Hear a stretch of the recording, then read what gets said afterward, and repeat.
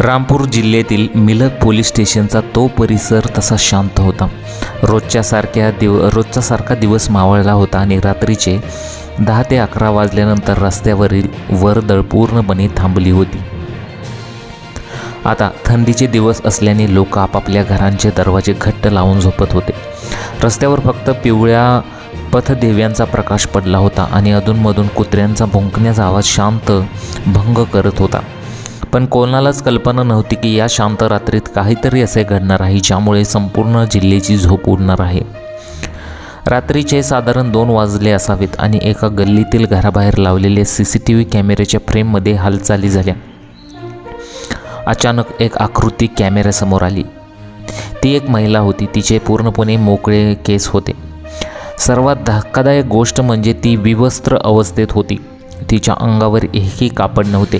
ती महिला अतिशय शांतपणे जणू काहीच झाले नाही अशा थाटात रस्त्यावरून चालत होती। तिच्या चालण्यात कोणतीही घाई नव्हती किंवा भीती नव्हती। ती महिला एका घरासमोर थांबली। तिने पायऱ्या चढून घराच्या मुख्य दरवाजाची बेल वाजवली। त्या शांत रात्री बेलचा तो आवाज त्या घरातील लोकांसाठी किती भयानक असेल याची कल्पना करवत नाही। आज झोपलेल्या व्यक्तीला वाटले की यावेळी दारावर कोण आले असावे, पण भीतीपोटी किंवा गाढ झोपेत असल्याने कोणीही दरवाजा उघडला नाही। जेव्हा आतून कोणताही प्रतिसाद मिळाला नाही तेव्हा ती महिला शांतपणे तिथून मागे फिरली आणि पुढच्या घराच्या दिशेने निघून गेली।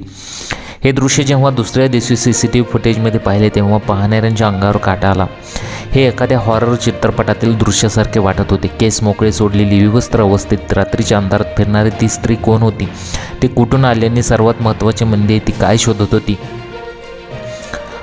त्यानंतर सोशल मीडियावर हा व्हिडिओ वाऱ्यासारखा पसरला। लोकांमध्ये विविध चर्चा रंगून आल्या। कोणी याला अघोरी शक्तीचा प्रकार समजत होतं, तर रात्रीच्या वेळी घराबाहेर पडणे तर लांबच, पण दाराची बेल वाजले तर लोक घाबरून रात्रीची ती भयानक शांतता आणि एका दहशत बदललेली लोकांच्या मनात अनेक प्रश्न ते होते। ती महिला मानसिकदृष्ट्या आजारी आहे, तिच्यासोबत काही वाईट घडले आहे का हे पोलीस आता तपासणार होते। रामपूरच्या मिलक पोलिसांनी जेव्हा हे फुटेज पाहिले तेव्हा त्यांना तातडीने तपासाची चक्र फिरवावी लागली। पोलिसांनी केवळ कायदा आणि सुरक्षेचा विचार न करता त्यांनी जनतेला एक महत्त्वाचे आव्हान केले। पोलिसांनी मग सांगितले की ही महिला कदाचित मानसिक संकटात असू शकते किंवा तिची परिस्थिती हालाकीची असू शकते। जर ती कोणाला दिसले तर तिच्याशी गैरवर्तन करू नका। पोलिसांनी नागरिकांना विनंती केली की जर ती महिला पुन्हा दिसली तर तिला घाबरून न जाता माणुसकीच्या नात्याने मदत करा। तिला आधी अंगावरती कपडे घालण्यासाठी द्या आणि तिला सुरक्षित ठिकाणी बसवा। त्यानंतर त्वरित 112 क्रमांकावर फोन करून पोलिसांना माहिती द्या।